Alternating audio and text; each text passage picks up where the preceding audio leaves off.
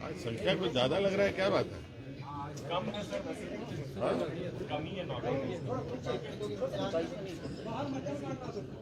क्या बाहर?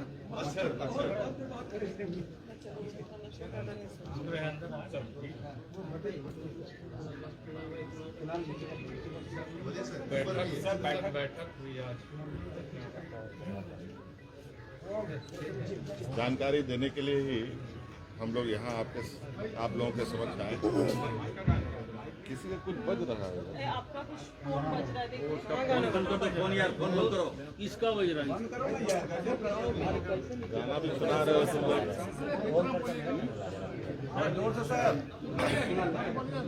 ऐसा है पत्रकार मित्रों, काफी आप लोग कुछ दिनों से सक्रिय हैं, विभिन्न मुद्दों को लेकर, और सरकार भी कई मुद्दों को लेकर चिंतित है और समस्याओं का समाधान करने की भी इच्छा रखती है।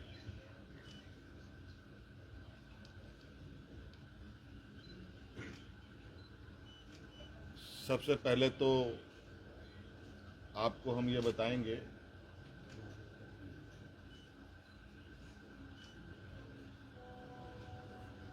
कि अभी वर्तमान में जो हमारे नौजवान छात्र छात्राएं अपनी मांगों को लेकर आंदोलनरत हैं और जो उनकी कुछ मांगे रही हैं, समय समय पर आपको ये बात पता चला होगा कि कुछ वार्ताएं भी हुई। वार्ता में क्या बातें मानी गई, क्या बातें नहीं सुलझ पाई, और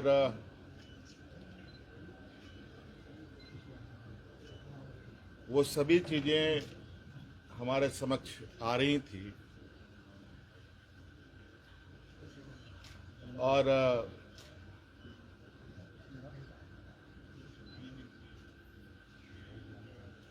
चूंकि आपको पता है कि छात्र हितों को लेकर हम ही ने बहुत कड़ा और मजबूत कानून भी बनाए हैं। अगर हम कानून बनाते हैं तो कानून को लागू करने की भी क्षमता रखते हैं, और नौजवानों के हितों, उनकी भविष्य, उनका विश्वास ना डगमगाए, हम हमेशा इसके पक्ष में रहे हैं। और जिस कड़े निर्णय के साथ हम आगे बढ़ते हैं और जिस आत्मविश्वास के साथ आगे बढ़ते हैं, वो विश्वास में कहीं ना कहीं नौजवान भी हैं।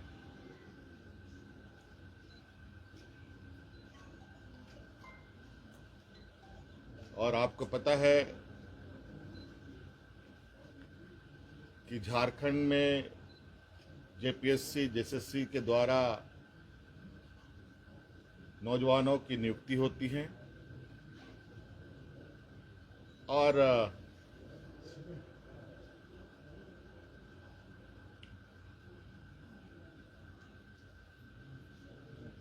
कई सारी नियुक्तियां राज अलग होने के बाद रुकी रही, फिर कुछ बढ़ी, फिर रुकी, कई सवालें भी आई, कई जांच एजेंसियां भी इसमें शामिल हुई और कई चीजों के परिणाम भी आप लोगों के समक्ष है। मैं बहुत लंबा इसमें नहीं जाते हुए वर्तमान परिस्थिति पर ही आप लोगों से बात बताना चाहूँगा कि विगत दिनों से हमारे जो नौजवान जयपाल सिंह स्टेडियम में अलग अलग खेमों में बैठ कर के अपनी मांगों को लेकर के बैठे हैं, मैं उनको अलग अलग खेमा नहीं मानता। वो सभी नौजवान अपने भविष्य की चिंता को लेकर हैं और इस विषय पर जैसे कि पहले हमारे मंत्री गणों की जो टीम थी उनके साथ बैठक में सुलझा लिया गया था, जैसे रिफॉर्म्स की बात थी, ये आप लोगों के माध्यम से ही उन छात्रों की बातें हमारे कानों तक में आई, हमारी कमेटी के द्वारा भी हमारे कानों तक में आई। रिफॉर्म्स में निश्चित रूप से बिल्कुल पारदर्शिता के साथ आगे सरकार काम करेगी। रिफॉर्म्स में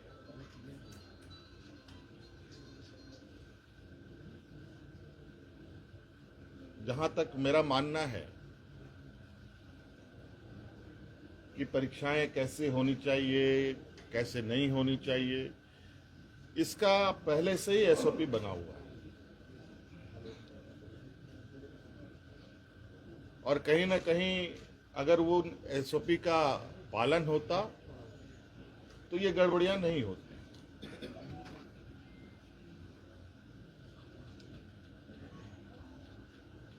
क्योंकि एसओपी में ही इतने कड़े प्रावधान हैं और इतने बेहतर तरीके से परीक्षा लेने का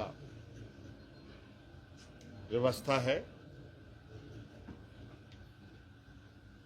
लेकिन फिर भी हम उस रिफॉर्म्स में कुछ और बेहतर करने की चूंकि इतनी बातें आई हैं तो बहुत सारी बातें बात बात में आती भी हैं, अच्छे सुझाव भी आते हैं, तो उन रिफॉर्म्स में उन सबको भी जोड़ा जाएगा। और चूंकि हमने पोर्टल भी खोल रखा है, चाहे वो छात्र हो, शिक्षक हो, अभिभावक हो, उस विषय पर अपना उस पोर्टल पर अपने सुझाव दे सकते हैं और विशेषज्ञों की टीम के साथ उनको साझा किया जाएगा और क्या बेहतर हो सकता है उसको किया जाएगा। रिफॉर्म्स के लिए हम लोगों ने हमारे आईएएस अधिकारी अमिताभ कौशल जी की अध्यक्षता में कमेटी बनाने का निर्णय लिया है, जो अलग अलग संस्थानों के साथ संपर्क करते, बुद्धिजीवी लोगों के साथ, अच्छे अच्छे लोगों के साथ संपर्क कर इस रिफॉर्म को पूरा अंजाम तक पहुंचाएंगे।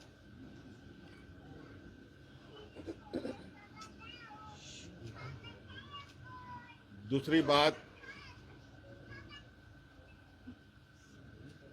जेपीएससी का जो 14वें जेपीएससी की बात है, मुझे लगता है कि हमारे माननीय मंत्रीगणों की टीम के साथ बैठने के दौरान ही वो चीज़ें सुलझ गई थी, बैकलॉग की भी बात सुलझ गई थी और कई जगह पर लोग नियुक्त भी हुए हैं। उसको लेकर छात्र के तरफ से भी और मंत्रीगणों की तरफ से भी कोई कंक्लूजन पर नहीं पहुंच पाए। आज इस विषय को पटाक्षेप करने के लिए हम लोगों ने कैबिनेट की विशेष बैठक की। इस बैठक में उन सभी चीज़ों का समाधान निकालते हुए हम लोगों ने निर्णय लिया है कि टीडीपीएल द्वारा किए गए परीक्षाएं TDPL के द्वारा प्रकाशित रिजल्ट और TDPL द्वारा जो भी अभ्यर्थी चुने गए हैं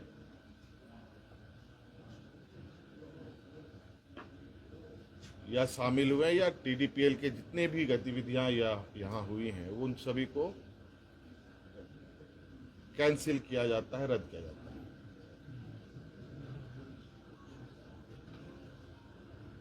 और नौजवानों में सबसे बड़ा जो मुझे लगता है कि मुख्य मांग उनका सबसे प्रमुख मुख्य मांग रहा है JPSC CGL के संदर्भ में, क्योंकि हमने उसमें भी एक हमारे मंत्रीगणों ने आश्वस्त किया था इस विषय की जांच चल रही है। इसके लिए हम लोग रिटायर्ड जज की अध्यक्षता में संपूर्ण जांच कराएंगे, क्योंकि कभी कभी ऐसा लगता है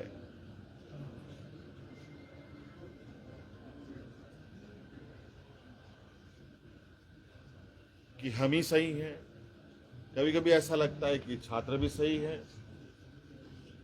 इन दोनों के बीच में फर्क करना थोड़ा कठिन हो जाता है। और इस विषय को लेकर हमने जो SIT की टीम जांच कर रही है और CID की जो टीम जांच कर रही है, इन दोनों के जांच के दौरान बहुत सारे ऐसे तथ्य आ रहे हैं जो चौंकाने वाले हैं। क्योंकि जांच का विषय है, बहुत खोल के बातें कहना संभव नहीं है। और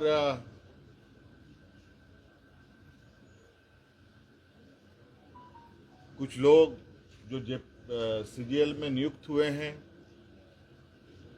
वो लोग JPSC के धांधली के आरोप में गिरफ्तार हो रहे हैं।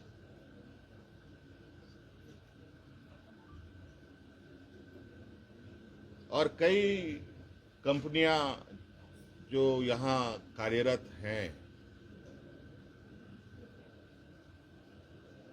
अलग अलग समय में भी कार्यरत रहे हैं। इन सब का एक बहुत बड़ा नेटवर्क का घालमेल प्रतीत होता है। जांच के दायरे में तो हम पूरे 2014 से लेकर अब तक की हुई इसके परीक्षाओं की जांच में है।